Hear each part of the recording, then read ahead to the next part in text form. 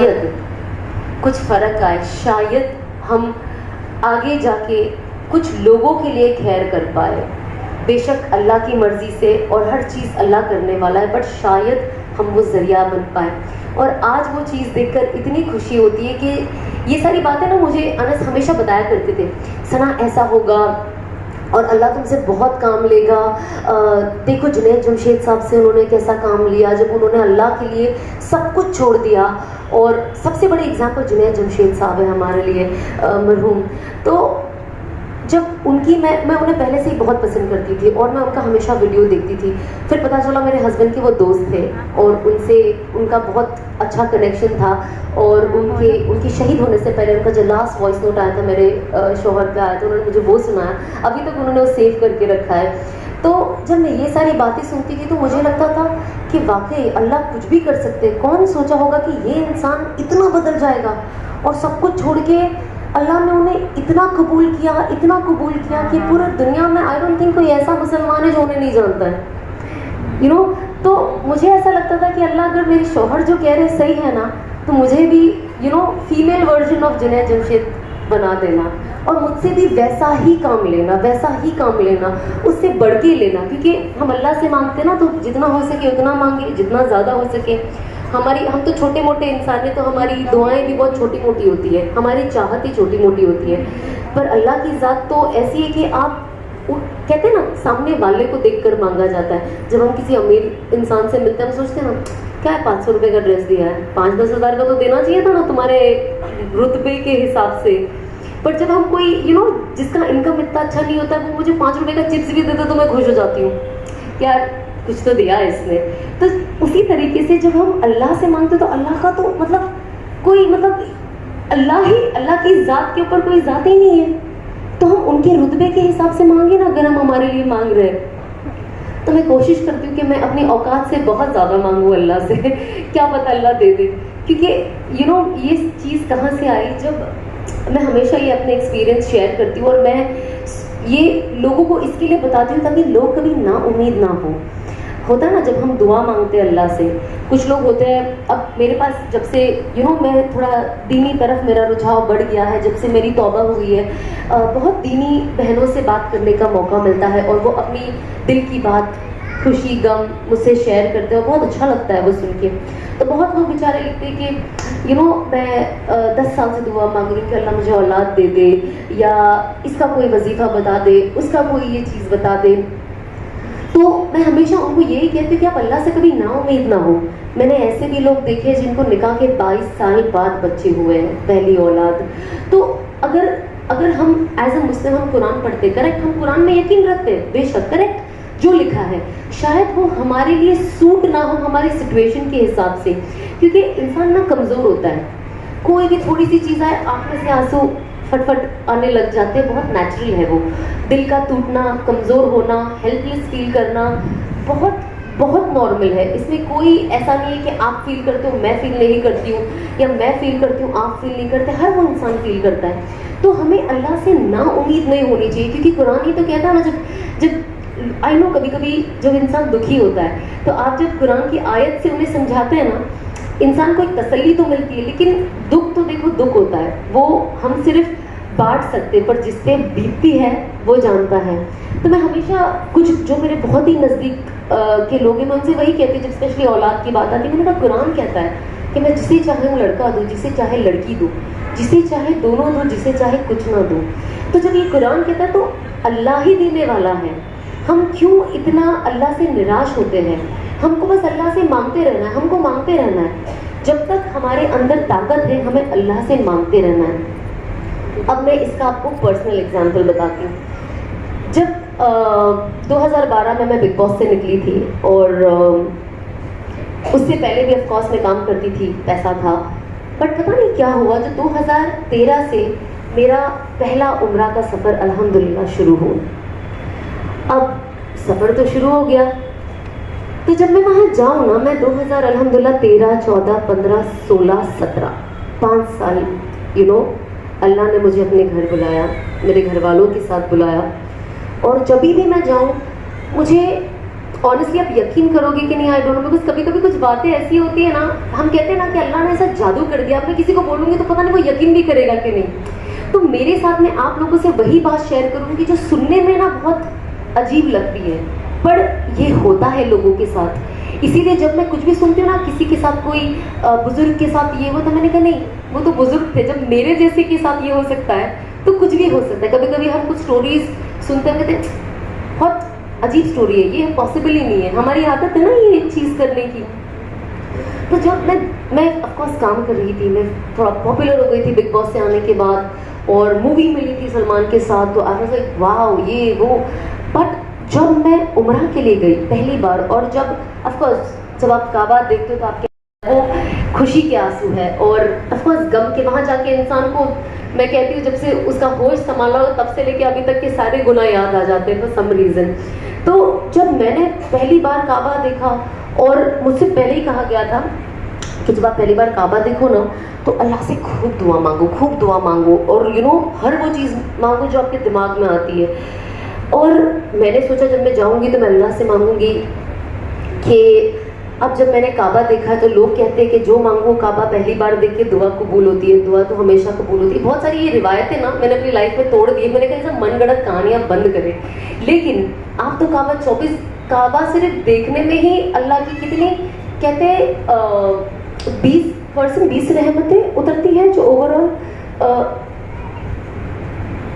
ये फ़ज़ाइल अमाल में है, वॉल्यूम 2 में। अभी मेरी नई तालीम हो रही है तो थोड़ी बहुत ऊपर नीचे हो जाता है, प्लीज़ माफ़ कर देना। आई एम श्योर आप लोग मुझसे बहुत ज़्यादा जानते हो, मतलब वो होता है ना टीचर के आगे बच्चा बोल रहा है, वही बात है। तो बस आप लोग सब मेरे टीचर हो, और मैं कोशिश कर रही हूँ सीखने की और बोलने की। जब मैं बोलती हूँ तो मुझे याद हो जाता है और पक्का, और आप लोगों को हर चीज़ बताने का सिर्फ यही नज़रिया है कि वो अमल में अपने अंदर ले आऊँ, क्योंकि हमको सबको शैतान से बचना है मरते दम तक।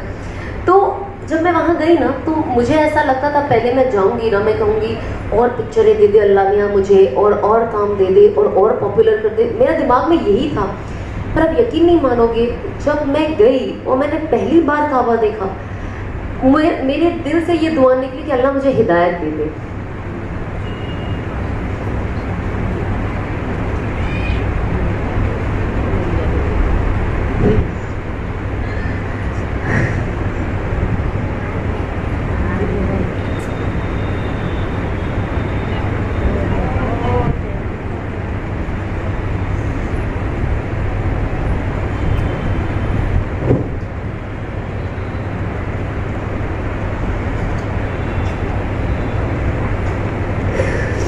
ऑनेस्टली आई डोंट नो कितने लोग इस चीज़ को वैल्यू करते हैं, पर मेरे लिए ये वर्ड हिदायत मेरे लिए बहुत वैल्यू करता है, बहुत। इस चीज़ ने मेरी दुनिया और शायद मेरी आखिरत बदल गई है, और कहीं ना कहीं बचा लिया।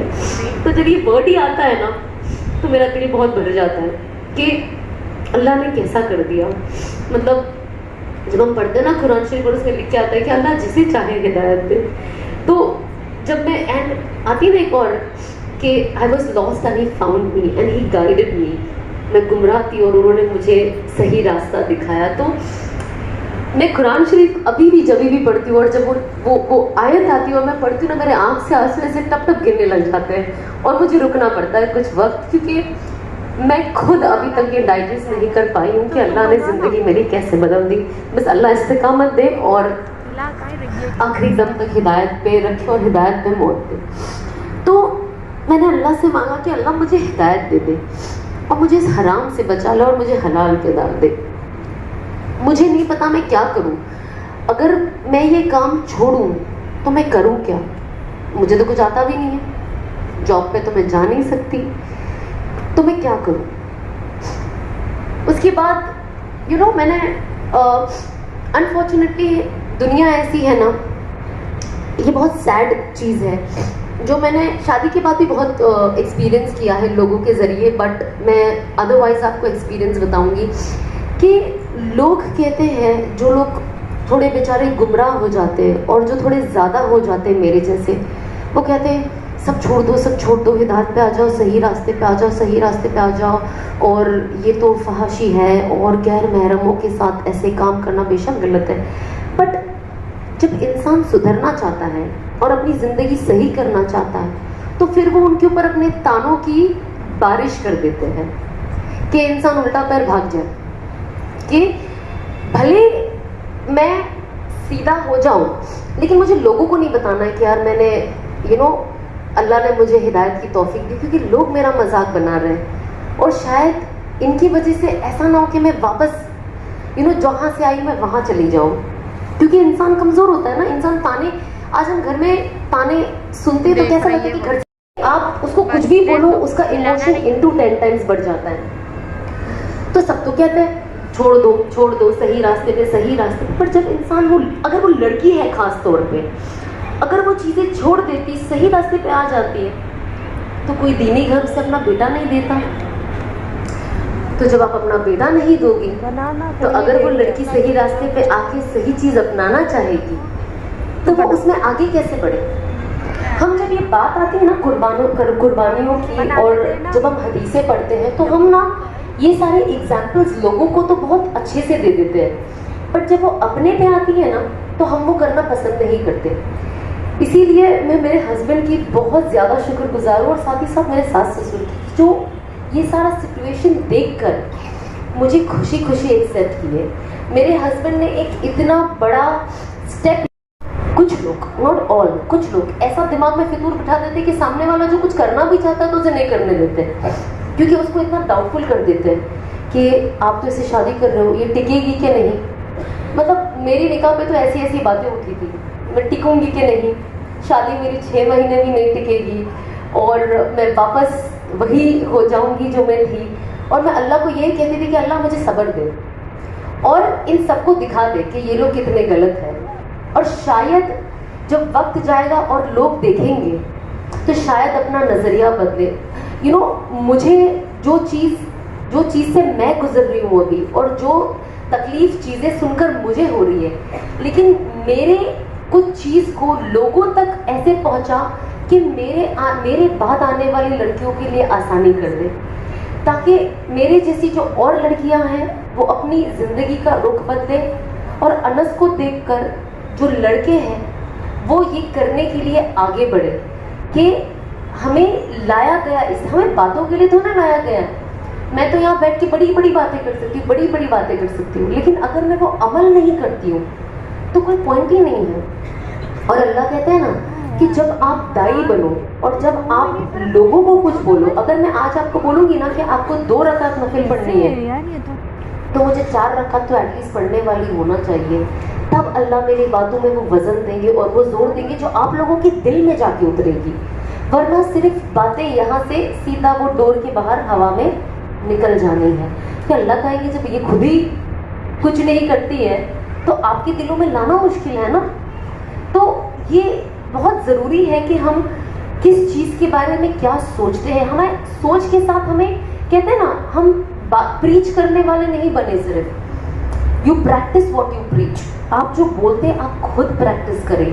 तो मैं ऑफ कोर्स बातें करने से पहले मैंने प्रैक्टिस करना शुरू किया, और जितनी चीज़ मैं भी प्रैक्टिस करती हूँ मैं वो चीज़ बातें करती हूँ, और जो चीज़ मैंने नई नई अमल में लाई है मैं वो भी कोशिश करती हूँ कि मैं शेयर करूँ, ताकि साथ ही साथ जिन किसी को एक्चुअली पता, आप यकीन नहीं मानोगे, जैसे मुझे मेरे शौहर एक कोई बता देते कि आप ये पढ़ो, ये पढ़ने के बाद ये ज़्यादा ज़रूरी है और इससे फलाना फलाना फ़ायदा है। पता है मेरी सबसे पहली फीलिंग क्या होती है? मैं जल्दी से इंस्टाग्राम पे डाल दूँ ताकि सब पढ़ लें और सबको ये फ़ायदा हो जाए। आज अल्लाह ने ऐसा किया है कि ये फीलिंग सबसे पहली फीलिंग है जो मेरे दिल में आती है कि लोगों का फ़ायदा हो, लोगों का फ़ायदा हो। जैसे इन्होंने कहा, कुरान में लिखा है उखरिजत लिन्नास, कि हमें बनाया गया है एक दूसरे की बेहतरी के लिए। अल्लाह कहता है कि आप जाए और लोगों को बताएं कि मुझे क्या पसंद है, और लोगों को जाकर ये भी बताएं कि मुझे क्या नहीं पसंद है। और जो मेरी सुन्नतों को फॉलो करेगा और हुज़ूर पाक सल्लल्लाहु अलैहि वसल्लम की सुन्नतों को फॉलो करेगा वो बिल्कुल कामयाबी के रास्ते पे है। तो यही तो कुरान हमें कहता है एकदम खुले अल्फाज में। इसमें रीड बिटवीन द लाइन कुछ नहीं है कि अब आप इसके कितने मतलब निकालोगे, इसका कोई मतलब नहीं है। कट एकदम स्ट्रेट पॉइंट टू पॉइंट लिखा हुआ है। इसमें हमें कोई आगे पीछे की कोई दलाइल नहीं है, एकदम स्ट्रेट है। अगर ये कोई नहीं समझे तो वो बेवकूफ़ी होगा, है ना। इतनी तो समझ हम सब में माशाल्लाह से।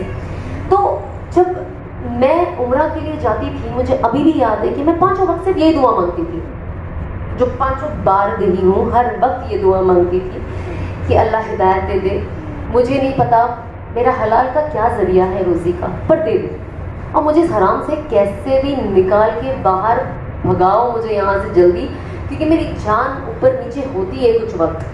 पर तब कैसा होता था ना, कुछ कुछ वक्त होती थी, क्योंकि क्या होता है ना, एक मैंने बहुत अच्छी चीज़ पढ़ी थी कि जब इंसान ना अपने आप को इतने हराम में घेर लेता है तो उसे हलाल भी हराम नजर आने लगता है।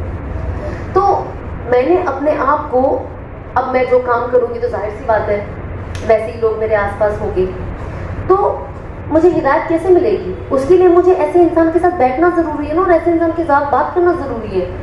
अब तब तो हम कोई मौलाना को देखे तो उल्टे पैर भाग जाते थे, क्योंकि हमें तो लगता था ये हमारी खिंचाई करने वाले हैं और बस मुझे सीधा जहन्नम में भेजने वाले। और जब ऐसी अनफॉर्चुनेटली जब अनस से मुलाकात हुई थी और जब मैं नहीं जानती थी अच्छे से, तो मुझे लगता था, शुरुआत में जब हमारी बात होती थी, मैंने कहा यार मैं क्या बात करूँ, मैं तो पर्दा भी नहीं करती। और होता है ना यार, कोई मौलाना बैठे, भले आप कैसे भी टाइप की लेडी हो, लेकिन होता है भाई सर पर दुपट्टा तो रख लो यार, खुद का नहीं सामने वाले की तो इज्जत रख लो, होता है ना। तो मैं अनस के पास कैसे जाऊँ और बात करूँ, मुझे ऐसा लगता था यार, वो होता था ना, मैंने इनका नाम रख दिया था कि अल्लाह की पुलिस आ गई है पकड़ने के लिए मुझे। तो मुझे ऐसा लगता था अच्छा। फिर अल्लाह ने एक ऐसा वक्त लाया कि 2018 ही, उसी साल के एंड में, आप यकीन नहीं मानोगे, मुझे शुरुआत में अनस बहन बुलाते थे, ओके। मैं सोचती तो मुझे अभी भी हंसी आती है। तो ऑफकोर्स वो तो दावत की नीयत से मिले थे मुझे, और उनका काम था कि यार एक कोई अगर इंडस्ट्री से सही रास्ते पे आ जाती है, शायद और बहनों का फायदा हो जाए, इंडस्ट्री से भी और उसके अलावा भी। तो मुझे जब मिले, अच्छा बहन, जी बहन, मैं भी हाँ, जी मौलाना जी। तो क्या पता था कि मेरे हमसफर बन जाएंगे। तो हाँ जी। अब इनके साथ में मिली ना, जो मैं आपको बता ही देती हूँ, मुझे क्योंकि मुझे तारिक जमील साहब बहुत पसंद है, तो मैं डेफिनेटली चाहती, यकीन नहीं मानोगे, मैं उनके साथ 2 घंटा कम से कम बैठी होंगी, मैं, मेरी मॉम, मेरे डैड। उन्होंने मुझे कुछ नहीं कहा, आप काम छोड़ दो, नहीं, नमाज पढ़ो, नहीं, क्योंकि वो समझ गए थे कि मैं जो फील्ड से आती हूँ ना, अगर ये मुझे पहली मुलाकात में ये कहेंगे तो मैं भाग जाऊंगी, समझ रहे हो आप, या शायद दूसरी बार मिलने के लिए तकल्लुफ करूंगी कि तो मेरा नसीब कि अल्लाह ने कैसे मुझे उनसे भी मिला दिया। तो जब मेरी उनसे बात हुई, एंड मतलब होता है ना, हम आज की तारीख में हमको ऐसा था शाहरुख खान मिल जाए यार, मतलब इसको देखने की बड़ी चाहत है, और उसको देखते बराबर ही दोनों आंखों में दिल आ जाता है ना, लड़कियों का ये है ना मसला। तो हम अगर किसी को पसंद करते तो कैसा होता है, उनको देखते बराबर हमारे आंखों के अंदर एक चमक आ जाती है। एंड आप यकीन नहीं मानोगे कि जब मैं काम करती थी और मुझे बड़े स्टार्स के साथ करना था, और जिनसे मुलाकात हुई, मुझे बहुत खुशी हुई, मुझे लगा था ये मेरे खुशी का ना आखिरी मयार है। जब मैं उनको देखती थी और उनसे मिलती थी, जब मैं सलमान के साथ काम करी और उनसे मिलती थी, रोज मुलाकात का मौका लगा, मुझे लगता था ये मेरी खुशी का आखिरी मयार है, मतलब वाओ।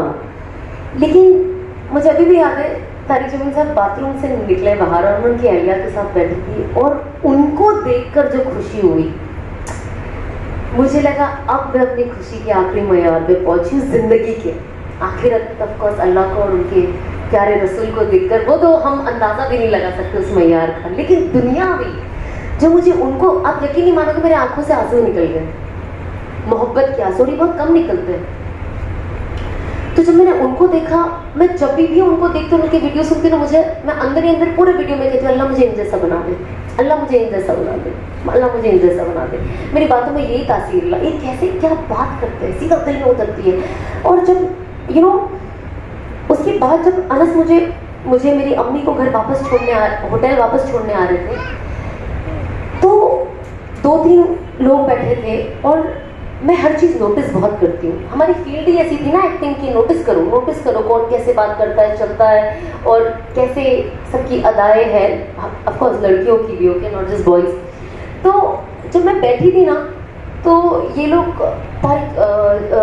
मरहूम जुनैद जमशेद साहब की बात करने लग गए, और जैसे ये लोग बात करने लग गए, अल्लाह उन्हें जन्नतुल फिरदौस नसीब अता फरमाए। क्या शख्स थे वो, अल्लाह उनकी मग़फ़िरत करे। तो एक सेकंड मेरे अंदर उस वक्त बहुत सारी चीज़ें आ रही थी, और सबसे पहली चीज़ जो मेरे उस वक्त दिमाग में आई, क्या मेरे पास मेरी ज़िंदगी में ऐसे कोई लोग हैं जो मेरे इस दुनिया में नहीं रहने के बाद मेरे लिए ऐसी बातें करें? क्योंकि मैं हमेशा लोगों को नॉर्मल लोगों की बात करती, जो दीनी तरफ इतना रुझाव नहीं, वो यही कहते थे यार वो अच्छा इंसान था यार, पर इस दुनिया में नहीं है। मैंने कभी नहीं सुना कि सारे लोग जितने मजमे में बैठे हैं, 5-6 लोग अगर ग्रुप में बैठे हैं, सब बोल रहे अल्लाह उन्हें जन्नत दे, आमीन आमीन। तो मैंने कहा मुझे तो यही चाहिए। तो उस वक्त मैं अपने आप से पूछी, क्या मैं ऐसे किसी को जानती हूँ? ऑफकोर्स मेरे माँ बाप के अलावा और भाई बहन है, बट आज की तारीख में कोई किसी गारंटी नहीं दे सकता ना कि मरने के बाद कौन कितना पढ़ के भेजेगा। बट उनके अलावा, सबसे करीबी रिश्तों के अलावा, क्या मेरे पास कोई एक दोस्त है कि अगर मैं इस दुनिया में नहीं रही तो अल्लाह ने कितना आसान कर दिया ना, पूरा कुरान में 3 बार बिस्मिल्लाह बोल के कुल अल्लाहु अहद पढ़ ले तो एक कुरान का सवाब है। क्या मेरे पास कोई ऐसा एक वाहिद इंसान है जो मेरे लिए सिर्फ 3 बार सूरह इखलास पढ़ ले बिस्मिल्लाह के साथ मुझे बख्श दे? एंड मेरे पास कोई नाम नहीं आया। मेरे जहन में मैं एक इंसान का उस वक्त नाम नहीं सोच पाई। एंड तब मुझे लगा कि ये सोचने वाली बात है, इस पर थोड़ा गौर करने वाली बात है। एंड मुझे लगा कि नहीं, मुझे कुछ ऐसा करना है कि मेरे लिए कोई ऐसा करे जब मैं नहीं रहूं, और साथ में 4 लोग आमीन कहे और मेरे लिए जन्नत के लिए सोचे। हम कहाँ सोचते किसी की जन्नत के लिए आज की तारीख में? मुश्किल है। तो मुझे ऐसा था कि बस लोग मेरे लिए ये सोचे। अब वो कैसा होगा? आपको ऐसे लोगों के साथ उठना बैठना पड़ेगा ना भाई। अब दुनियावी लोगों के साथ मिलोगे तो वो तो मतलब आप निकल लिए, आप दुनिया से भी खत्म, उनके जहन से भी खत्म। कभी मुश्किल से याद आ गए तो हमारी खुशनसीबी, और उसके बाद अगर कुछ पढ़ लिया तो मतलब वो तो बहुत ही नसीब की बात है। तो वो तो ये बहुत डाउटफुल चीज़ है। अब हमें डाउट में नहीं रहना है ना, हम एटलीस्ट दुनिया की, अल्लाह ने जो कहा है हम अपने एतबार से कर ले कि अल्लाह ने कहा है तौबा से मगफिरत है, इससे जन्नत है, जहन्नम की आग से राहत है। अल्लाह ने कहा ये मुझे करना है। अब इसका फायदा कि आपका पोपट मर गया, तो उन्होंने कहा नहीं, बोले दिन रात पोपट ला इलाहा इल्लल्लाह मुहम्मदुर रसूलुल्लाह बोलता था, पर जब मरा तो उसने कलमा नहीं पढ़ा। जो इंसान पूरा दिन एक ही चीज बोल रहा है, मतलब वो सिर्फ रट्टा मारता था, वो दिल से नहीं पढ़ा। अब वो चीज देख के राजा को क्या एग्जाम्पल मिला कि मुझे नहीं पता मैं जो बोल रहा हूँ ला इलाहा इल्लल्लाह मुहम्मदुर रसूलुल्लाह मैं दिल से बोल रहा हूँ कि नहीं। क्योंकि अगर मेरा पोपट दिन भर यही बोलता था लेकिन उसकी मौत कलमे पे नहीं हुई, तो जब मैं मरूंगा तो क्या मैं कलमा बोल पाऊंगा? तो ये जो छोटी छोटी स्टोरीज हम सुनते हैं, हमें पता चलता है कि इसीलिए चीज़ें दिल से करो। जब हम दिल से और यकीन से करते हैं तो अल्लाह वो चीज़ हमारे अंदर डाल देता है। तो जब मैं छोटी छोटी स्टोरी सुनती हूँ ना, मुझे नहीं जानना है कि ये कितनी स्ट्रॉन्ग है, कौन से बुक में, भैया इससे मुझे फ़ायदा क्या होता है? मेरा फ़ायदा ये कि मैं इसे दिल से सुनूँ और इस पर अमल करूँ। हमें हर चीज़ से क्या करना है, अपना फ़ायदा लेना है, ना कि बहस करना है। ऑफ कोर्स कुछ चीज़ें जानना, पढ़ना, समझना बहुत ज़रूरी है। ऐसा नहीं कि हम अंधाधुंध जो बोल रहे हैं बस वो करते जा रहे हैं, बेशक आप समझें, बट उसके अलावा कभी कभी होता है ना कि अल्लाह के बारे में ही बोलना है ना, अल्लाह का ही कलमा पढ़ना है, कुरान की आयत पढ़नी है, क्या होगा उससे? फ़ायदा ही होगा ना। किसको नुकसान हुआ है दुनिया में कुरान की एक आयत पढ़ के? किसी को नहीं। कुछ लोग कहते हैं ना, अच्छा असर के बाद ये पढ़ना है, इसका आप रेफरेंस नंबर दीजिए। मैं डालती हूँ ना इंस्टाग्राम पे, इसका रेफरेंस नंबर दिन भर का भाई मत पढ़ दो। मन में ऐसे होता है। तो हर आप एक इंसान, सबसे वीक से वीक इंसान सोचे यार, जो भी होता है कुरान शरीफ है ना, फायदा ही देगा। कुरान ने किसको दुनिया में नुकसान दिया है? सिवाय फायदा के कुछ नहीं दिया है। तो हमें हमारा दिमाग थोड़ा ओपन रखना है। आज आप इतनी माशाल्लाह से इतनी जवान लड़कियों को मैं यहाँ देख रही हूँ, हम फ्यूचर जनरेशन है, आज का यूथ है, तो हम कोशिश करें कि हम लोगों को इंस्पायर करें। लोग जवानों को देख के जल्दी इंस्पायर होते हैं ना, क्योंकि लोगों की नज़र में आप कितनी भी परहेजगार इबादतगार बुजुर्ग को देखो, वो असर नहीं होता है जो एक परहेजगार जवान को देखकर होता है। क्योंकि कहते हैं ना, जवानी में तो नफ्स होता है ना, हर वो बुरी चीज करने के लिए शैतान आपके अंदर डालता रहता है जिससे अल्लाह नाराज होते हैं। चाहे बेपर्दगी हो, चाहे हस्बैंड एंड वाइफ में लड़ाई कराना, कभी कभी ऑफकोर्स देखो डेफिनेटली सबके रिलेशन अच्छे थे, पर छोटी मोटी नोकझोंक सबकी लाइफ में होती है। कोई परफेक्ट नहीं है, कोई परफेक्ट नहीं है। हर किसी की अगर आपको ऐसा लगता है कि किसी की जिंदगी में कुछ भी नहीं हो रहा माशाल्लाह से लोग, ये ख्याली भुला हुआ है, ये बिल्कुल भी नहीं होता है। हर किसी की लाइफ में आपको मैं भी बहुत क्यूट प्यारी लगूंगी, मेरे भी डिफरेंसेस हैं होते, पर अच्छा इंसान क्या है, इमीडिएटली सॉल्व कर दे। हाँ, थोड़ा 5-10 मिनट बात हुई, बात करे यार प्लीज मुझे माफ कर दो, गले लगा ले, हदिया हदाया दे दे, मोहब्बत की नजर से देख ले, बातें कर ले, माफी मांग ले। आई थिंक वही एक अंदर होना चाहिए, क्योंकि शैतान तो चाहेगा ना। मैं नहीं चाहती हूँ शाम को ये इबलीस का बच्चा जाके वहाँ बैठे, छोटा शैतान इबलीस की महफिल में, और मजे लेके मैंने मियाँ बीवी में झगड़ा लगा दिया। वही होता ना, शाम को ना ऐसी ही महफिल जमती है। अनश्वर आप सबने सुना होगा, जिनको नहीं पता उनके लिए, कि शाम को ना इबलीस ऐसी महफिल लगा के बैठता है। ऐसे छोटे छोटे सब शैतान, छोटे बड़े सब बैठे होते हैं। तो कहता है अच्छा तुमने क्या किया? मैंने ना आज इस बंदे को चोरी करवाया। अच्छा ओके व्हाटएवर। आपने क्या किया? मैंने ना इससे झूठ बुलवाया, मैंने ना इससे डाका दिलवाया, मैंने ना इसको ना ये बदजुबान होकर इसका इंसल्ट किया। ये पीछे से चिंटू से शैतान हाथ उठाता है ऐसे। और तुमने क्या किया? मैंने ना मियाँ बीवी में झगड़ा लगाया। वो शैतान इब्लीस उसे कहता है तुम आगे आओ, आगे आओ, और उसको सबसे ऐसे वीआईपी सीट में बिठाता है। पता है ये इसने कुछ काम करके आया है। ये क्यों कहता है? क्योंकि जब हम झूठ बोलते हैं ना, कभी कभी आज मैंने आपसे बोलते हैं जाती मामला होता है, ठीक है, बहुत सारी जो हम गुनाह करते हैं वो हमारे जाती मामला होता है। लेकिन मियाँ बीवी में जो झगड़ा होता है ना, नस्लों का मामला होता है। उसमें सबसे ज्यादा नस्लें खराब होती है। मियाँ बीवी छोड़ दे एक दूसरे को, अल्लाह माफ करे, बट अलग हो जाते, बच्चों का फ्यूचर खराब। वो झगड़ा बच्चे देखते, बच्चे भी अगर हस्बैंड मारने वाला होता है या बीवी जबान लड़ाने वाली होती है तो बेटा बेटी यही सीखते हैं। तो ये नस्लों को खराब करता है। नस्ल में ना मेरे बात खत्म हो जानी है। मेरे बेटे ने अगर लड़ाई सीखी, उसका बेटा भी वही सीखेगा, उसका बेटा भी, अनलेस अल्लाह ने किसे हिदायत दे दी। बट जो एक दिखता है वो तो यही दिखता है ना कि ये कैरी फॉरवर्ड हो रहा है चेन। तो ये चीज होती है। तो हमें कोशिश करना चाहिए, एटलीस्ट जितने लोग मैरिड है, झगड़ा होता है, डिफरेंसेस होते हैं, नो प्रॉब्लम, बट इमीडिएटली बना लो। शाम की महफिल सजने ना दो अब इब्लीस की इस चीज को लेकर। मतलब मैं चाहती हूँ कि मन में ऐसा लगता है कि कोई ऐसा हो ही नहीं जो जाके बोले कि मियाँ बीवी में झगड़ा लगा, क्योंकि मियाँ बीवी की मोहब्बत सबसे, अल्लाह ने सबसे ज्यादा कसमें कुरान में मियाँ बीवी की मोहब्बत की खाई है, ना कि माँ बाप की, ना कि रिश्तेदारों की, ना कि किसी और की, बट मियाँ बीवी की मोहब्बत की कसम खाई है कुरान में। तो आप सोचिए कि मियाँ बीवी की मोहब्बत कैसी है। कहते हैं ना कि कयामत के बाद जन्नत में मियाँ बीवी का साथ है। बेशक माँ बाप को आप देखोगे हाय हेलो करके आप अपना निकल लोगे, लेकिन आप अपने शौहर अपनी बीवी के साथ ही रहने वाला है। तो ये एक ऐसा रिश्ता है जो कयामत, मतलब वो चलता ही रहना है। जो जन्नत चले गया तो नेवर एंडिंग जिंदगी है ना, वो तो फॉर एवर है, वो तो चलती ही रहनी है। तो हम कोशिश करें कि वो जिंदगी हम अपनी बेहतर बनाएं।